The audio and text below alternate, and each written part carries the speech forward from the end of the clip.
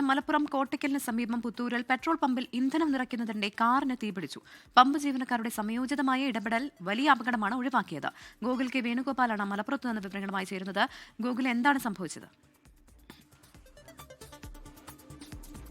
പ്രവിത, ഇന്നലെ വൈകിട്ടാണ് ഇത്തരത്തിൽ പെട്രോൾ പമ്പിനകത്ത് വെച്ച് പെട്രോൾ അടിക്കുകയായിരുന്ന കാറിന് തീപിടിച്ചത്. കോട്ടക്കലിലെ പുത്തൂർ പെട്രോൾ പമ്പിൽ വെച്ചായിരുന്നു ഇത്തരത്തിൽ അപകടമുണ്ടായിരുന്നത്. വണ്ടി ഓഫാകാതെ ഇന്ധനം നിറച്ചുകൊണ്ടിരിക്കുന്നതിനിടയിൽ കാറിന്റെ ഫ്രണ്ട് ടയറിന് മുകളിൽ നിന്ന് എഞ്ചിൻ അടിവശത്ത് നിന്നായി പുക ഉയരുകയായിരുന്നു. ആ സമയത്താണ് തീയും പുകയും ഒരുമിച്ച് വരികയായിരുന്നു. ആ സമയത്ത് അവിടെ ഉണ്ടായിരുന്ന ജീവനക്കാരായിട്ടുള്ള അനില്, നിയാസ്, രത്നാകർ ഇവരുടെ സമയോചിതമായ ഇടപെടലിലാണ് വലിയൊരു അപകടം ഒഴിവായത്.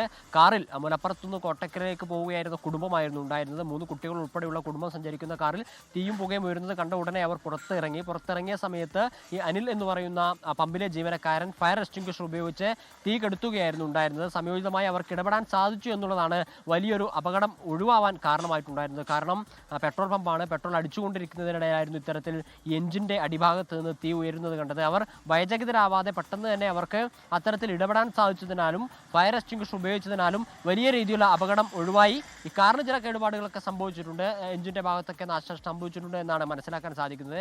അപകട കാരണം എന്താണ് എന്നതിനെ സംബന്ധിച്ച് എന്തായാലും ഈ സമയം വരെ വിവരങ്ങളൊന്നും ലഭ്യമല്ല. പക്ഷേ സമയോചിതമായിട്ടുള്ള ഇടപെടലിന്റെ ഫലമായി വലിയൊരു തരത്തിലുള്ള അപകടം ഒഴിവായി എന്നുള്ളതാണ് ആശ്വാസം നൽകുന്ന കാര്യം. പ്രവിത, ശരി. ഗോകുൽ കെ വേണുഗോപാലാണ് വിവരങ്ങൾ നൽകിയത്.